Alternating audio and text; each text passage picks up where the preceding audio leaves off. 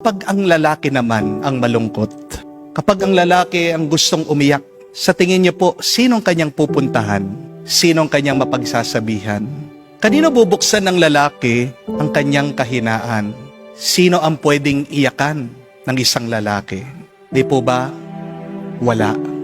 Kung gusto mong umiyak ang isang lalaki, painumin mo. Di po ba? Paglasing na, doon magsasalita yan. Doon sasabihin niya lahat ng tinatago niya sa kanyang kalooban. Gusto mong humagulgol ang lalaki? Hayaan mong matalo sa sugal. Kapag walang-wala na siya, doon siya magbre-breakdown. Naiiyak lang ang isang lalaki kapag nadurog ang kanyang puso. Amen? Kapag nabasted siya, kapag iniwan siya ng kanyang minamahal.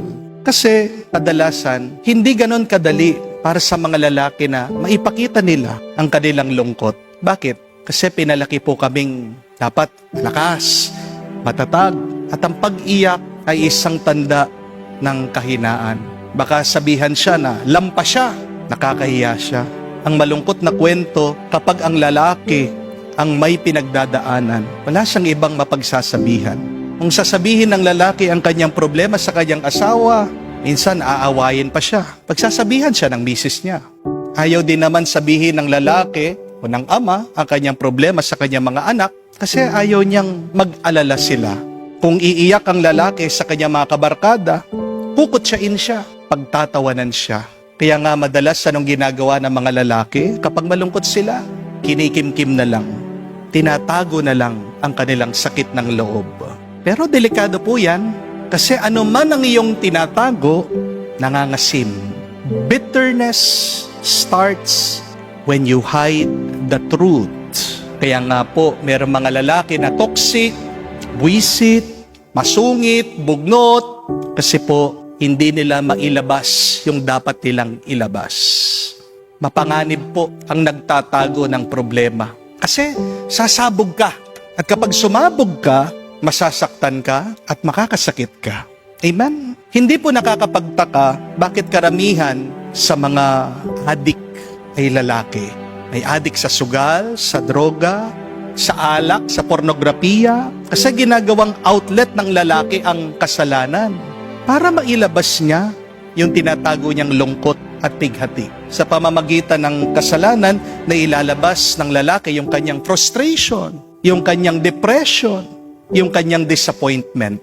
At kapag ang lalaki ay nalulunod na sa napakaraming problema, doon mo makikita na nawawala na siya sa kanyang sarili.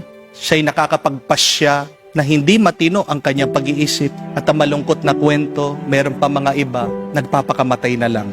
Pero ito naman po ang mabuting balita. Ang sinasabi ng Ebanghelyo sa atin, meron kang pwedeng puntahan para sabihin mo ang lungkot ng iyong puso. Meron kang pwedeng lapitan para iiyak mo ang sakit ng puso mo. Yang hinagpis mo, yang iyong pagdurusa, pwede mong buksan sa Kanya, kay Jesus, ang bigat ng iyong loob. Dahil sabi po sa ating Ebanghelyo, pagkatapos daw po pinatay, pinugutan ng ulo si San Juan Bautista, itong kanyang mga alagad dumating kinuha ang kanyang labi. Pagkatapos po siya'y nilibing, pinuntahan nila agad si Jesus. At sinabi nila sa Panginoon lahat ng nangyari. After the death of John the Baptist, which is a very traumatizing experience, the disciples went to Jesus and told Jesus what had happened. This is how the gospel ended. Pansin niyo po, natapos ang ebanghelyo dun sa paglilibing kay San Juan. Natapos ang mabuting balita sa kamatayan nitong banal. Pero sinabi pa rin natin na ang mabuting balita ng Panginoon, ng ating kaligtasan, what is so good about the death of a holy person?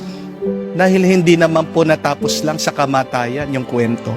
Natapos ito kay Jesus, na pwede mong sabihin sa Kanya yung lungkot na yung nararamdaman, yung masama na nangyari.